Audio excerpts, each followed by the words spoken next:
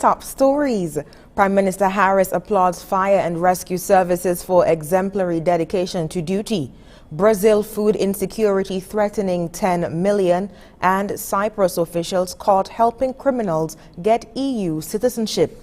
Hello and welcome to the ZIZ Midday Newscast. Today is Monday, October 12th, 2020. I am your presenter, Shaira Flanders. Nationally, Prime Minister and Minister of National Security, Dr. the Honorable Timothy Harris, has praised the leadership, officers and staff of the St. Kitts and Nevis Fire and Rescue Services for honorably serving the people of the Federation with dedication.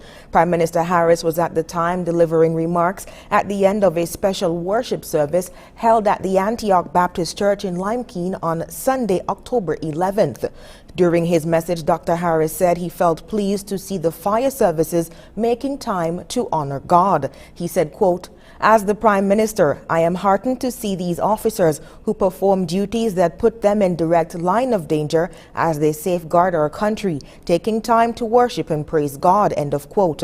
Area Parliamentary Representative for West Bastille, Honorable Akila Byron Nisbet, and Deputy Speaker, Senator the Honorable Dr. Benicia Nisbet were also present. Chief Fire Officer Mr. Everett Ogaro, Fire Substation Officer Lennox Griffin, Fire Substation Officer Romel Williams, Fire Substation Officer Lesroy Keynes, Fire Substation Officer Mavis Archibald White, Acting Fire Substation Officer Dwayne Williams, and Secretary Mrs. Cecilia Phipps Heiliger were also present.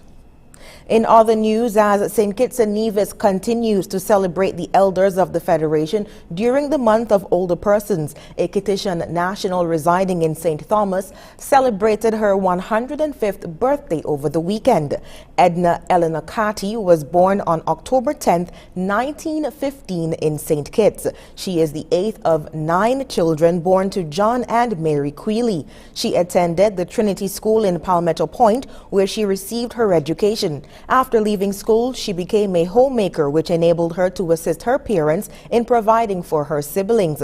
In 1940, she married Alcide Vincent Carty, now deceased. They parented 11 children. Mrs. Carty worked to provide for and make for sure her children went to school. She also cared for her nieces, nephew, and everyone else. During her birthday celebrations, she was presented with a letter and bouquet from the Lieutenant Governor of the United States Virgin Islands, Tregenza Roach, who is also a Kittitian from Sandy Point. In the letter, Lieutenant Governor Roach said that Edna has, quote, distinguished herself in an elite league of outstanding elders, end of quote. And as we wrap up local news, another edition of Leadership Matters, the Government Virtual Forum Series, airs tonight with Prime Minister Dr. the Honorable Timothy Harris headlining its 24th installment on ZIZ TV Channel 5, Radio 96.1 FM, and online at www.zizonline.com from 8 to 10 p.m. Joining Prime Minister Harris on the panel to answer questions and listen to the concerns of the public will be Accountant General Mr. Levi Bratcher, Labor Commissioner Ms. Shernell James, and Director of the St. Christopher and Nevis Social Security Board, Mr. Antonio Maynard. They will address a range of labor-related matters. The call-in numbers for Leadership Matters are 1-869-466-2666, 662-8674, 767-4765, and 1-239-645-4500. Questions can also be sent via WhatsApp to 869-661-5683. We now move on to news on the regional scene. Brazil is the world's third largest food producer, but new data has revealed that more than 10 million Brazilians are going hungry. And as the coronavirus pandemic plunges more people into poverty, that number is set to rise. We hear more in this report. There's no shortage of healthy food in this bustling street market in Rio de Janeiro. The COVID-19 pandemic may have crippled Brazil's economy, but it still produces enough to feed 1/6 of the Earth's population, something President Jair Bolsonaro made a point of reminding world leaders at this year's UN General Assembly. No Brasil, Despite the international crisis, Brazil's agricultural production never stops, and we produced enough to feed 1 billion people. Yet more than 10 million Brazilians experience severe food insecurity, according to government data just released by the Brazilian Institute of Geography and Statistics. And that was before the coronavirus pandemic. Now the situation is worse. Sempre existiu, mas era invisível. Poverty has always been a problem in Brazil, but the poor were invisible. The pandemic is showing hunger's true face. Ana Cláudia used to organize tourism events in Austria. She returned to Brazil for a short visit, but ended up staying to work as a volunteer in a soup kitchen. Most of these people in this line lost their jobs to the recession and the pandemic, like Paulo Miranda, who left his small town to look for work in Rio de Janeiro. The coronavirus left me stranded here and homeless, but at least I'm getting fed and can use the public bathroom to bathe 3 times a week. According to a UNICEF survey, during the first months of the pandemic, the number of hungry in Brazil rose dramatically. One in every 5 Brazilians went hungry or admitted not having enough money to buy food. The population as a whole lost about half of its income, but families with children and adolescents suffered a bigger loss of 63%. Brazil is still the world's 3rd largest producer of food. Much of it is sold abroad. Last year, Brazilians exported $32 billion worth of agricultural products to 180 countries. But experts are warning the government that the country may soon be back on the United Nations hunger map. It's a place Brazil had left 6 years ago. Monica Yanakiev, Al Jazeera, Rio de Janeiro. And just a quick correction there. Thank you to my producers who informed me Leadership Matters is tomorrow night, not tonight.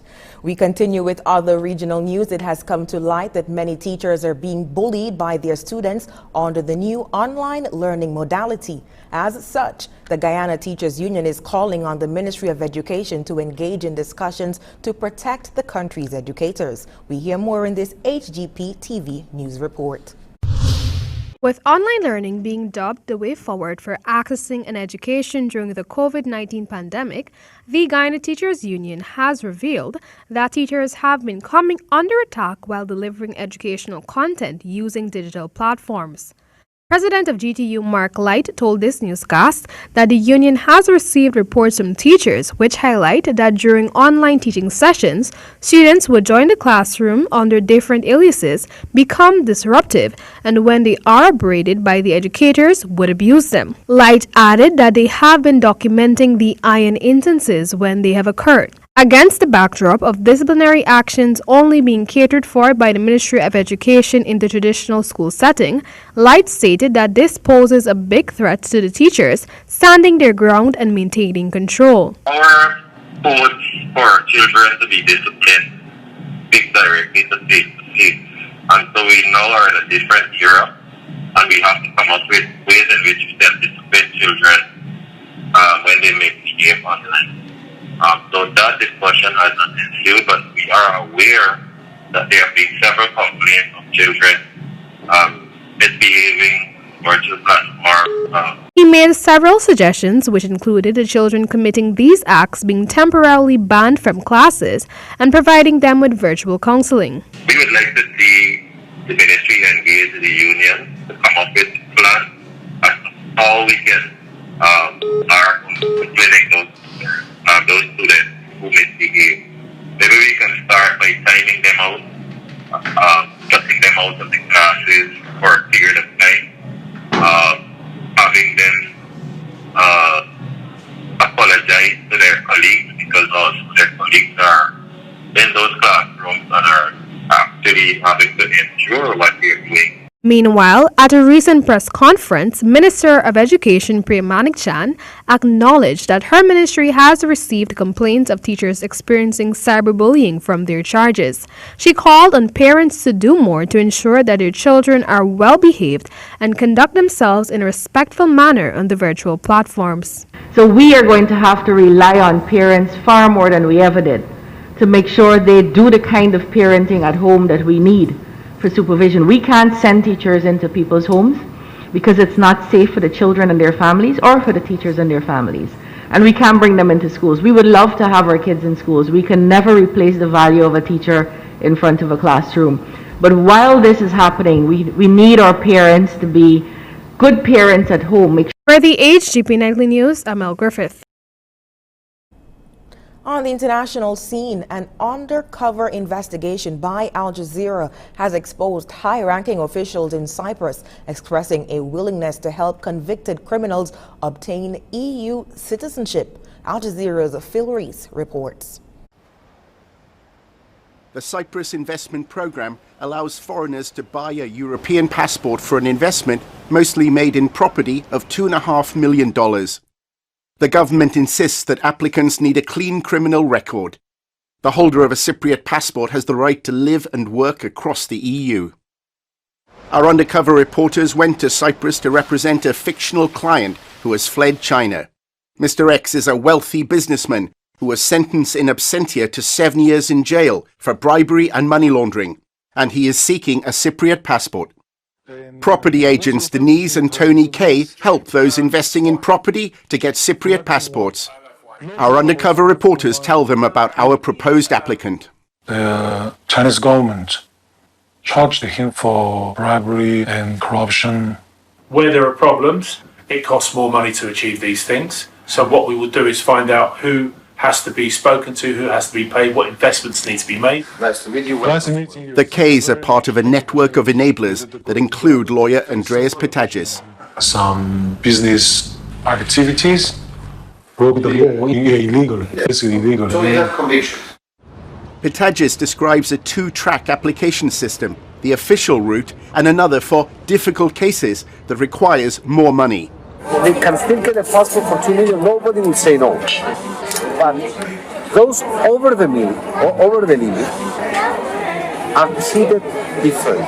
Nobody will admit that. You cannot see this in any book or any regulation if there are issues. And we want a passport to be issued fast, go higher. How high? Up to you. The higher, the better. Our undercover reporters meet property developers and politicians who repeat the same message. To help the people to take a passport, why not? Our undercover reporters are finally invited to discuss Mr. X's passport application with the President of the Cypriot Parliament. You can tell him that he will have, without mentioning my name or anybody else, full support from Cyprus. At any level, political, economic, social, everything. Okay? Keep it confidential. Yes, to here. Keep it very confidential. Because I have to protect my name as well.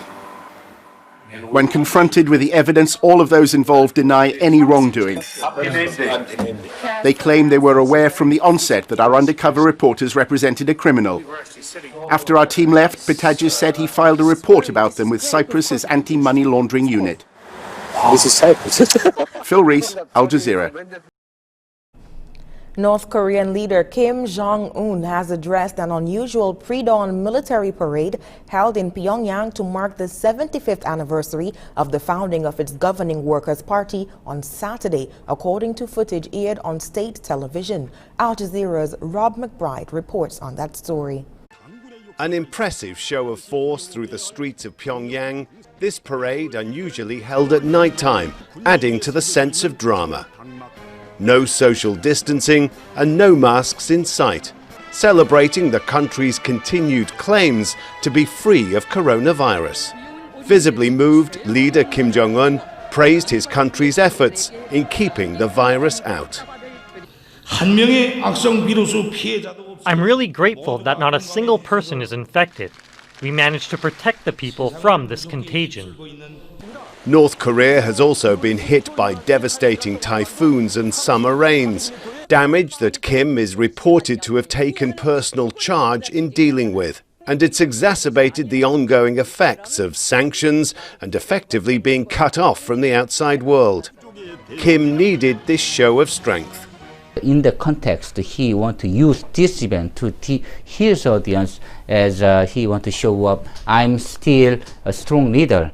It is necessary for the Kim Jong-un leadership to assure the agitated and anxious North Korean population that things will eventually be okay. This parade showcased what are thought to be new missiles and transporters, with the star of the show what's claimed to be a newly developed intercontinental ballistic missile. It's a reminder that in spite of denuclearization talks with the US, North Korea has continued to expand its arsenal in recent years. Future relations between the United States and North Korea might be on hold until after the US election, but South Korea remains optimistic it can still achieve closer inter-Korean ties. That's despite a number of setbacks in recent months. Souring relations culminated in the destruction of a liaison office by North Korea in June and the cutting of communication hotlines between the North and South. But Kim says he still holds hopes of reconciliation. I wish the best for the people in the South and a fast recovery from the pandemic so that we can hold hands together soon. Kim also apologized for failing to meet his people's expectations in a sign of humility not often exhibited by a North Korean leader. The country may be suffering from problems on many fronts, but none of that was on show on this night. Rob McBride, Al Jazeera, Seoul. And now for the weather. Present weather is partly cloudy. A gentle breeze at 9 miles per hour is blowing in an easterly direction. Current temperature is 28 degrees Celsius. That's 81 degrees Fahrenheit. Weather forecast for St. Kitts and Nevis predicts an increase in moisture and instability associated with a low-level trough will heighten the chances of showers and thunderstorms across the region this afternoon and overnight. Expect cloudy conditions with a 70% or a high chance of showers later today. There is also a 40% or a moderate chance of thunderstorms this afternoon, and cloudy skies with a 70% or a high chance of showers and a moderate chance of thunderstorms tonight. Sunset today will be at 5:50 p.m. and the sun is expected to rise tomorrow at 6:03 a.m. And that brings us to the end of the ZIZ Midday Newscast. Join us this evening for these stories and more in detail. Thank you so much for tuning in. I am your presenter, Shaira Flanders. Have a good one.